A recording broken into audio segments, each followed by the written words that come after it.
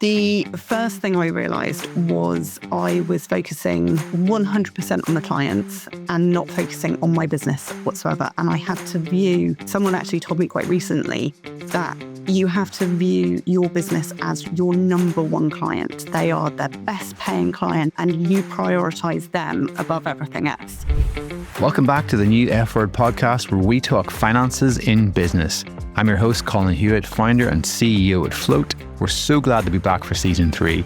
And this season, we've got some great guests that are going to bring a ton of value.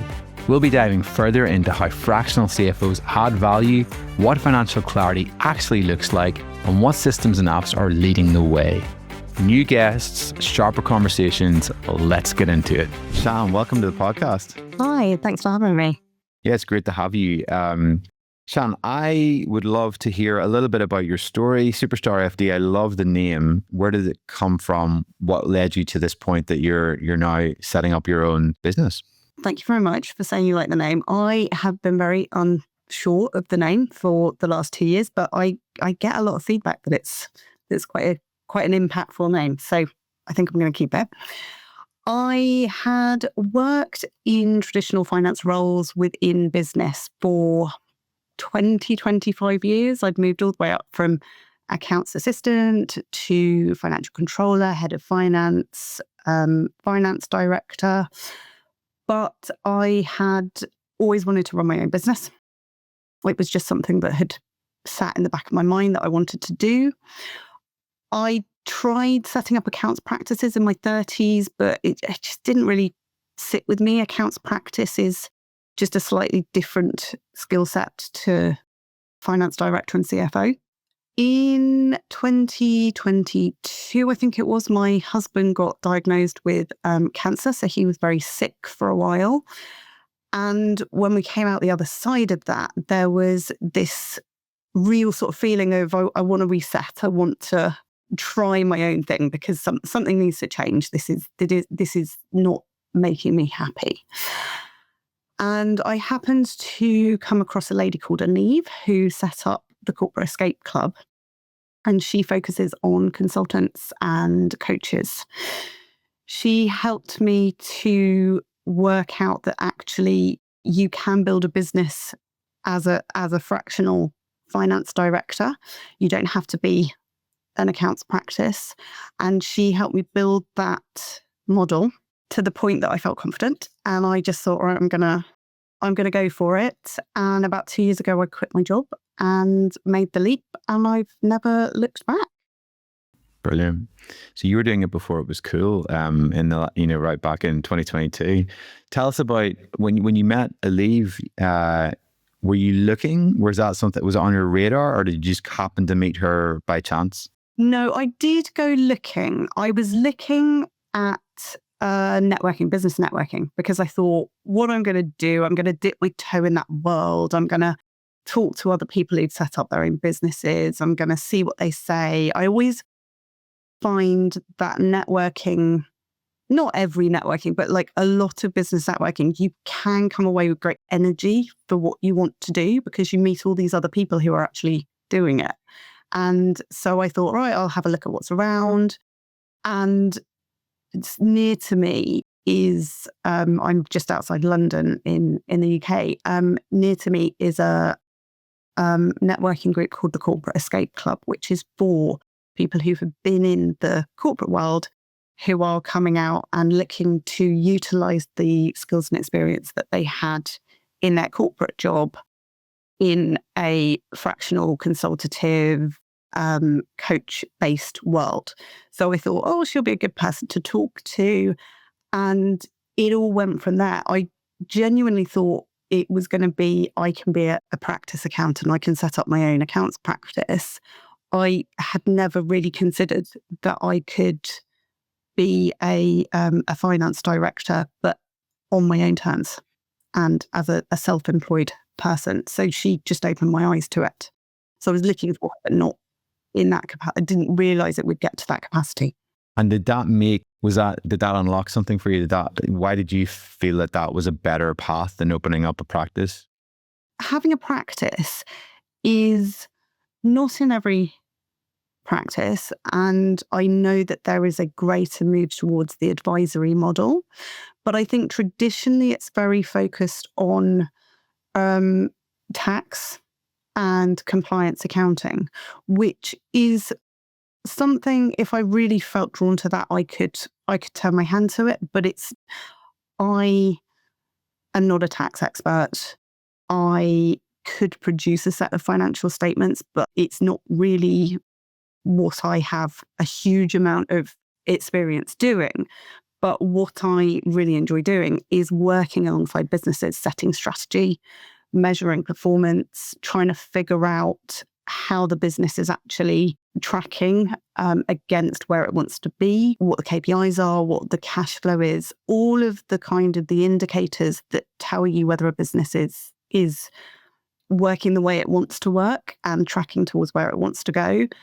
And it's less on the backwards view of this is what's happened during the year and we're going to report and we're going to file the accounts. So that's why finance director sits better than accounts practice. Yeah. No, I love that because I think a lot of people probably ended up setting up accounting practices and not, like you say, you might have taken that route had you not met somebody because it was just a natural step, but actually being able to realize there's something I can do the bits that I like and not do the bits I don't like. And it's an area that businesses aren't getting from, a lot of places that maybe want to do it, but just haven't got the model or the capacity to be able to offer that. So I think it makes a ton of sense. Brilliant. So you kind of take us for the next step. So you got it in your mind that you want to do it. You said your husband was sick. Were you going to be the sole breadwinner at that time? Was that going to be, so there's a lot riding on this? Yes and no. He was quite lucky in that he was still able to work throughout being sick. And then we got the all clear, which hopefully will remain, but who knows? But there was a fear that if I do this and, he gets sick again or something else happens, then, as you say, I'm the sole breadwinner. And that's quite scary. We're lucky in that we don't have kids to support. So I think if I had children, maybe it would have been a slightly different decision. And maybe I would have done it, but in a slightly different way. Sort of maybe I would have tried to do it on a part-time basis. But I also, having tried to set up businesses in the past alongside working, I'd also realised that for me personally, I have to be all in. Or I just don't fully commit. And then I would have been not fully committing to my job and not fully committing to the business. And I wouldn't have been successful in either because my attentions would be split. So it was a case of, if I'm going to do this, I've got to give it a fair chance. But I did build up quite a reserve of cash just to see me through. I think I'd worked out that I could be all right for about 6 to 9 months. And I thought that was enough chance to see, does this work? Is this right? Do I want to continue with this? And if not, my backup plan was I'd get another job. Brilliant. So I think that's really smart.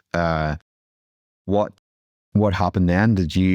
How long did it take to get your first client? What was that process like? Do you know what? It really surprised me. So I spoke to a few people who were doing similar things, but in different worlds. So I spoke to someone who was doing it on a marketing basis. I was speaking to someone who was doing HR, all on a fractional basis.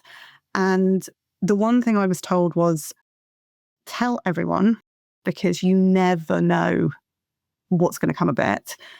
And you will be massively surprised who will help you and who won't. You think, oh, those people over there, they'll help me. I'll talk to them. And those people over there, there's no point in talking to them, so they're not going to help me. I came out, I instantly updated my LinkedIn profile, and a contact on my LinkedIn, sort of all my wider LinkedIn connections, said there's a position that I know of that's vacant, a vacant head of finance position. Seeing what you've just done, do you think there's anything you might be able to help just the 3 months just to staff it and recruit into it? So that was quite shocking how quickly that came through. Because I was at that stage where I wanted to take everything. I needed to take everything. I said yes, and that was quite quickly became a very big project, a big client. And then I found a couple of ex-employers who I had left on really good terms with and got everything out of the jobs that I could get out of them, came back and said, can you help us out with a couple of projects? So that was the surprise of who will help you, because I'd left those companies that they were in a good place. And then suddenly 3 years later, I'm being told, oh, do you think you could come and help us? So early on, I was very, very lucky. I do fully appreciate that it's not that quick and not that lucky for many other people, but I was quite lucky in that respect that I found people quite quickly, found clients quite quickly. I also very quickly realized that they aren't necessarily, you don't want to take every single client. So the one client that said, oh, we got this vacant head of finance position had a lot of problems. It had a lot of mess. It was actually an enormous job when I got into it, and I hadn't scoped it out, and I hadn't adequately quoted for it. So that was a bit of a baptism of fire, where I after about 6 months, I really have to turn this client away, which is quite difficult to do when you're so early on. Yeah. I didn't quite get rid of them at that point. I did have a transitionary phase. I think I was with them for maybe 9 months to a year, something like that in the end. But that was a very, very difficult one to get my head around, because they were paying me and they were quite good at paying me, and yet they were taking all of my time and all of my energy. And so that was hard. So to find clients that sit well with me and sit well in my niche has been a bit harder, but I'm starting to get there, and I'm starting to get my confidence with talking to people about what I do and how I can do it. Yeah. Well, let's talk about your niche, because I presume those two clients maybe weren't the initial niche that you've decided to move into. How did you decide on that, and why did you decide to niche rather than stay general? The niche that I serve is professional services firms. And that is because that's where my career was. I have worked for law firms and financial services firms and a trade association, which, was slightly different. But that's my history. That's my world. Manufacturing, retail, e-commerce, all of those worlds. I think there's a lot of clients in that space. Even technology, there's a lot of clients that are SMEs in that space who need fractional support. And I could help them, but I did actually take on a client very early on who was in retail, and I helped them. I did help them, but I very quickly realized that I wasn't being fair to them, because the advice I was giving, when it got into the real sort of the questions of sort of the strategy behind the retail world, I could help them. I had knowledge and I had skills, but someone else could help them so much better. And it almost kept me awake at night, because I just kept thinking, God, I'm charging them for money and I'm not giving them the best advice and the best service that I possibly can. So at that point, I realized I really had to give only what I felt confident giving. And I will absolutely talk to someone if they say, I really like you and I think that you'd be a good fit. And I will absolutely give them time and talk to them and try and understand if there's something I can do to help them. But I don't feel comfortable myself feeling like I can charge someone for my time if I just don't know the industry that they're in and I just don't understand the world that they're operating in. So it was hard because when you're starting out, you want to help everyone and you want to take money wherever you can because you don't know at what point that's going to stop and you might need to cover, a period of not having any clients. But when I switched to that and when I really niched down and said, this is who I work with, suddenly I felt like I could talk to people and I could tell them what I do and I could give them examples. I've done this, I've done that. And I know that problems in your area are, you're always talking about billing rates, realization rates, utilization rate, all of the things that I know that industry is looking at. So that's how I niched down and decided to stick at it. Talking to more companies that are looking at, I think the first step a lot of companies are making is they realize they need a fractional CFO, that they're maybe not getting that service that they need from their accountants, or they need an extra step in that. Then the next part of learning is actually going, I don't just need a generic CFO. I need somebody who understands and can really bring insider knowledge that will help me move faster. So I think, again, that is where I see the market kind of evolving into that, being able to say, yeah, like there's lots of CFOs, but my specialty is this. Yeah. And I guess that what we, certainly our experience, and I used to run a professional services firm myself, and, we found people would come to us and we didn't have a particular niche. We were a design agency. And for some reason, what tends to happen is even then you will do a piece of work and then those people will talk to other people and it will, they'll start hearing about it because clients like the fact that you just have, you obviously have that experience. And we didn't think it mattered, but actually, I realized now being in this SaaS company, if we're going to hire a CFO, we want to hire somebody with SaaS experience.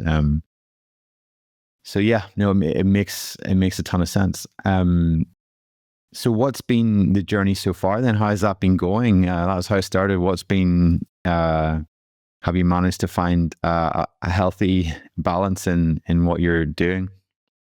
So it comes in sort of waves where I feel like I'm on top of things and then suddenly it gets really busy and it feels like when one client gets busy, all clients get busy. I don't know what it is that drives that.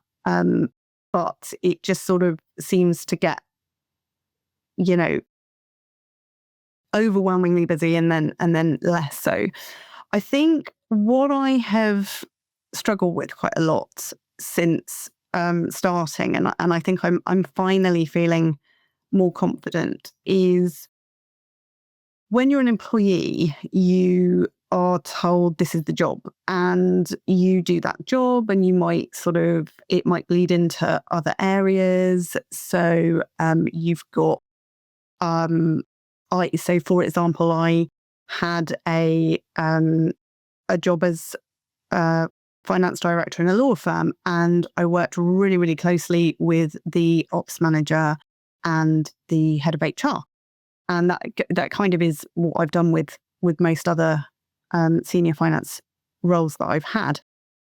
And so it's natural for me to want to do that in the roles that I'm doing. So I come in and someone says to me, be my CFO. And I go in and then I suddenly go, we need to look at your benefits package because, the cost of your benefits premiums are too high. And that might be something to do. But I got into that habit of the scope creep where it's like, no, my focus is I need to get the finances under control. And then if I believe that area with HR is something that needs to look at, I need to agree that with the the business, and I need to put into the scope, and I need to work that through. So I was operating very much as an employee of several different companies when I first did this. I ended up almost burning myself out because all I was doing was every day I was just monitoring 5 different inboxes. I was getting involved in things that were outside the scope that I had agreed because I just felt like, that's just what's expected of me. And it was just horrendous and I couldn't cope. So I've come quite a long way since then. The first thing I realized was I was focusing 100% on the clients and not focusing on my business whatsoever. And I had to view, someone actually told me quite recently that you have to view your business as your number one client. They are the best paying client, and you prioritize them above everything else. And as soon as I started thinking like that, I started to put up some barriers to the clients that I had. So I gave them my time. I did the best job, or I do the best job that I possibly can. But I also have very clear boundaries where, Tuesday afternoon, I cannot look at their emails because I am working on my business or my pipeline or another business. And I started to break my time down into these chunks, which help because you're not dealing with one client and then having another client call you and you're talking to them while you're trying to answer another client. But the biggest revelation that I came to is that being a fractional CFO is not scalable. And a lot of the clients that I've been working with, and this is purely because of what I do, I know there's a lot of CFOs out there who are maybe a little bit more project-based, and they're a little bit more, we will come in and help you with M&A work or with a sale or anything like that. I am more process-driven. I'm more, I can help you with reporting and with forecasting and with setting up the processes and the systems. And so a lot of the clients that I've gone into need a CFO, a credit controller, a finance manager, an accounts payable clerk, an accounts assistant, a bookkeeper. And I was doing a lot of the things that these roles could do. And that was draining my time. It wasn't a good use of the client's money. It wasn't a good use of my time. And it was meaning that I wasn't able to get to the strategy because I had to chase up the invoices or put in place a new month-end process. And so where I'm now coming to is a place where I've got other people involved in Superstar FD, and I'm providing more of an outsourced finance department. So I can provide the CFO level advice and support and services, but I've got a team below me who can actually do the work to ensure that the figures and the data and the day-to-day is covered and is clean, so that when I go, right, here's your cash flow, we know that the data is good that's gone into that cash flow. I think this is the way forward. I think more and more people are coming to this realization. We don't want to be paying a CFO to be doing your bookkeeping, right? It's like everybody knows that's the most expensive bookkeeper you'll ever hire. And then all the other stuff, like you say, there's so many different ways to systemize that so that it allows the CFO to be bringing in what you want them to be bringing, which is strategic. So are you employing these people? Are they contractors? How does that work? So at the moment, they're contractors, but I have a little business plan, as I tell every business owner that they should have, whereby I am hoping that certainly 1, if not 2, will be employees next year. But at the moment, the contractor model works while I'm still building up that ongoing revenue. Hopefully, it'll be successful quite quickly, and then there'll be employees. Because there's another restriction with growing your business only with contractors. It's great because it's flexible and you get the contractors in when you need them. And then when you don't, they're just sort of sat there not costing you any money. But one thing I have learned from being an associate for someone else is that it's quite difficult if you are needed on that other business's client. So if you've got an associate and your client says, I want someone on Thursday, and you ask your associates, is anyone free on Thursday? And everyone's like, no, I've got my own clients. You have no control to say, okay, let's look at your client base. Let's see if we can redistribute it so we can put you on that client. So when you get the employees, you've got more flexibility to be able to assign them to clients, to assign the work, to say, can you put that down and prioritize this work, than when you're just growing your business with associates or contractors. But I definitely think there's a definite place for associates in that model as well. I just think you need to get a good basis of employed and contracted. How far does the business model go? Do you see yourself potentially hiring more CFOs and becoming, do you have a financial target, or is it a number of people, or how do you think of it? When I first started working on the business plan, 2 years ago, when I was looking at doing this, Eve said to me, set down some financial targets. And they can be completely arbitrary, but just put them down and just let's see how they sit. And I sort of said, well, in the first year, I'd be happy if I earned £5,000. And then she was like, you got to stretch that a little bit. And I sort of stretched it up to about 10,000 because I'm a prudent accountant and I think that, it's all going to go wrong and I have to be prepared for that. And I had this vision whereby it was just going to be me doing this work, and I'd have one client and that would be great. And I'd do some work and I'd get a bit of income and that would be wonderful. And then I'd get another client and I'd do some work and that would be wonderful. And I never expected to enjoy doing what I'm doing as much as I am. I never expected to be as motivated by it. I love the variety. I love working with these founders who feel really passionate about their businesses, and you can really see the difference they're making. And so over the case of 2 years, I've gone from just thinking, I just like to earn enough money to be able to have me do this and have some, fun activities outside of work. And that's what I'm just going to do, to suddenly thinking, actually, no, I really want to grow and I want to have a team. And I want to get to a point where the business can operate without me being there. I can take a holiday and I don't need to worry that I have to be at the end of the phone just in case something goes wrong or a payment needs to be approved or anything like that. So I've only done 2 years, but it's quite an ambitious 2 years, but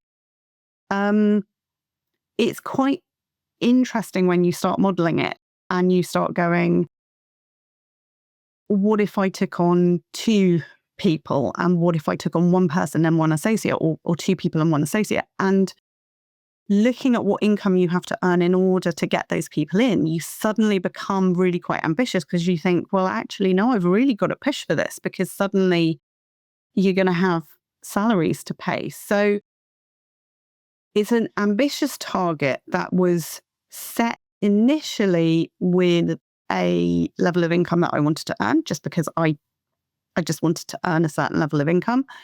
And then when I modeled in salaries, I realized I needed to be more ambitious. And so it's a model that grows year on year. I do see myself taking on CFOs. At the moment, it's just more sort of bookkeepers, finance managers, that level of staff. But I do think after 2 years, that's where I'm aiming to have at least 1 or 2 CFOs in that model as well. Brilliant. Well, that's really exciting. And it's great speaking to people who, who love it and who are excited about it, that, because there's definitely, I guess there's a kind of model of, a large, CFO agency, which just has a bunch of CFOs that come in and they're kind of like, like reluctantly doing what they need to do. And this feels fresh and exciting and, yeah, I really like it. I'm sure the clients do as well. Yeah. So, I mean, I think, tell me about how you see software and AI and like, do you feel like the world is changing? Do you feel like you're seeing, you can do stuff now that you couldn't have done, a few years ago? Like, what's your view on that? It's so funny. If you'd have asked me this 6 months ago, I would have given a very different answer. I think software I have always had a good feeling about. I always think there's a lot of potential from various apps, from software. I think Zero felt like a massive game changer after using Sage for so many years, and it opened my eyes to we can do things differently and not spend all of our time doing. So I've always been a massive advocate for utilizing software well, but being very choosy about it. I think I've seen businesses, and one of the clients that I've had over the last couple of years was a good one for doing this. They just completely go all out with the technology, and they have an invoice approval software, and they've got an expense approval software, and they've got an accounting system, and they've got a reporting system, and they've got all these different add-ons. And I think you can go too overboard on it, but I also think you can massively complicate your life and not put enough in. So software and technology, I think, are great, and I think that people should spend a lot of time thinking about what they do on a day-to-day basis, and if there's software that can help them do what they're doing, definitely investigate it. AI, again, I think it's a game changer. I was 6 to 8 months ago, I was unconvinced because I just thought, it doesn't really understand. It's going to get things wrong. And I think there is a fear from me that it will hinder people's junior staff's learning, because it'll take away the thinking behind what they're doing. But I also think there are things that it can do that can help. So I think as long as AI and technology is utilized alongside long form learning, and it doesn't necessarily have to be long form learning, but just alongside learning what you're doing, I think there are huge benefits to be gained. There's a lot of process in accounting.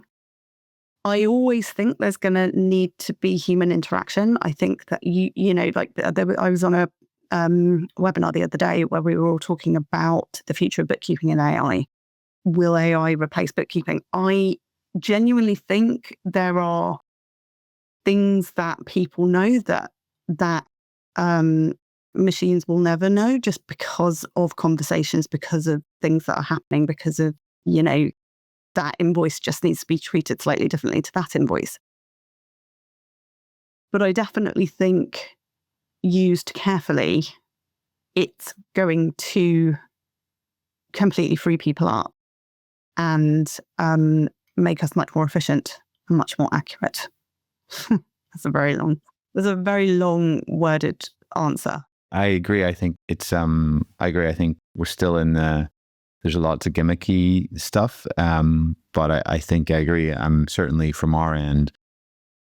Yeah. Like, how do we make reconciliation faster? It's never going to be 100%, but the problem should be do as much as you can and then bring the person in. reporting. How do we automate reports and just make that easier? But it still needs somebody to come in and look at it and go, this is completely wrong, or somebody's missed something here, or, this is what this means. And I think that's still a massive opportunity to provide value. And then also just to have somebody who's really able to see this is what you need, and don't do that, and don't use this piece of software, or don't have this process, or whatever it is. I think it's a real combination of being able to work smarter.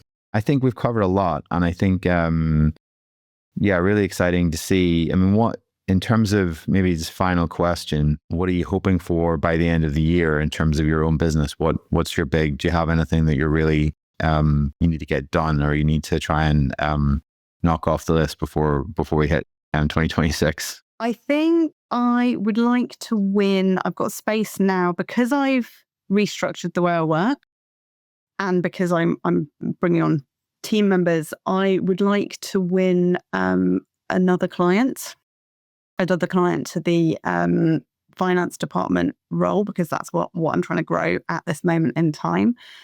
How realistic that is for the rest of the year, I don't know, because who wants to change? Well, one conversation away. Well, exactly. So that's my big goal. But as I say, I'm a prudent accountant, so it could actually be more realistic to go for 3 or 4 clients, and I'm there going like, I'd like to win one client in the next 3 months. That would be good. And what's your strategy for that? Is it LinkedIn? Is it through your marketing channels like your website? Do you do other stuff? Be in TikTok?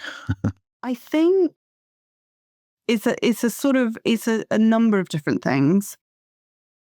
I really must work on my website. I don't think my website is really doing me much service in that respect. So I do need to get on top of that. But it's mostly focusing on LinkedIn to really explain to people what I do, build that engagement, tell people I'm here. Here's some interesting information that might help you. Here's some information about me, and build that kind of information up on the internet. And then it's about going out and networking and just talking to people. Because I think, for me, I sell myself better talking to people than I do on a website. I could be wrong, but I just feel that when someone is looking for a CFO or a finance department, it's a difficult thing to fill, and it's a very scary thing to fill. And I think it is unlikely that someone will just pick a website and go, yeah, this is the person for me. I think they need to know, like, trust, the 3 keywords that you get told all the time.